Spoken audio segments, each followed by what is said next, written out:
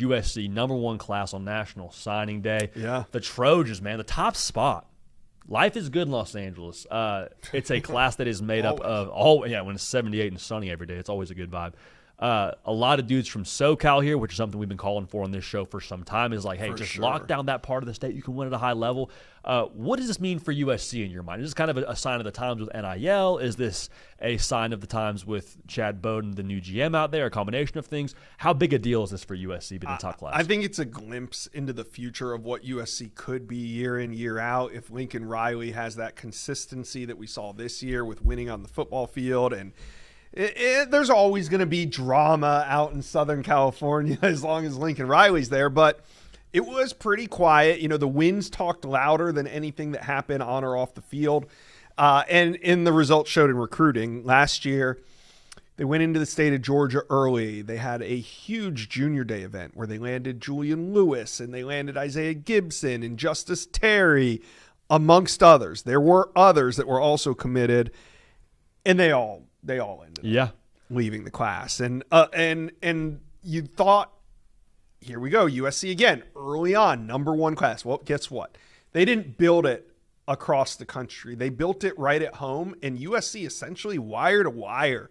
I mean, there may have been a few days where they weren't number one, but in terms of my memory, I mean, they were pretty much wire to wire number one program in America. It was never a point where you saw USC truly have this fall off, like you mentioned. Well, the Julian Lewis moment hurt. Obviously, Isaiah Gibson, who was the best pass rusher in America, decommitting. Justice Terry as well.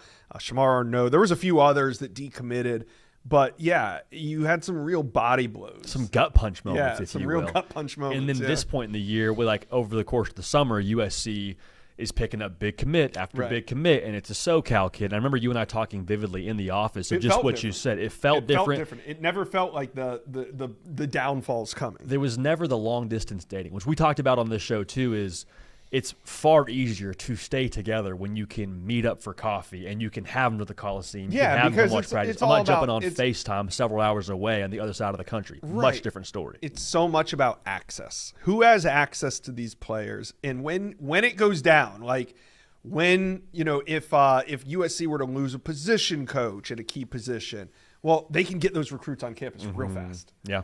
They can tell them the plan. They can sit them down and remind them why they're committed to USC. And that helped a lot this cycle. That helped a lot. But not only did they go get local kids, they went out, and you had to win games in order to do this, but they went out and got the best local kids. That was the biggest part of this conversation throughout this entire season for me, because there was a point, too, for USC during the season where you say, hey, we might be a playoff team here. If we beat Oregon, here we go now. And it was never really – that's exciting, and I'm not telling USC fans to not expect that in the future. But this year, to me, was always about this day, keeping this class intact. Didn't have to be the top-ranked class, but you're a USC fan, you're freaking pumped at the top-ranked class. Now, also, a lot of big people in this class. Going back to the Georgia model here, it's not quite the same track record as Georgia has in line of scrimmage. But the thing that stuck out to me, Josh, in addition to the SoCal ties here, the number of just big boys on the offensive and defensive line that USC continues to accumulate.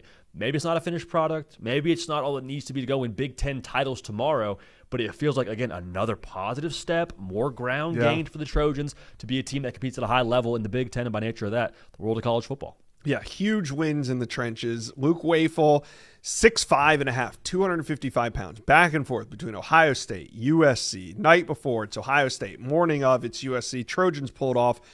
We knew Ohio State wasn't going to back down in this recruitment, but Luke Wafel signed, sealed, and delivered to USC. Then you had Kenye Pepe, the 6'7", 325-pound offensive tackle, originally from the state of California, playing high school ball at IMG Academy, Bradenton, Florida. So the Miami Hurricanes never let off the gas there. They thought there was a couple times during the summer they thought they could flip him.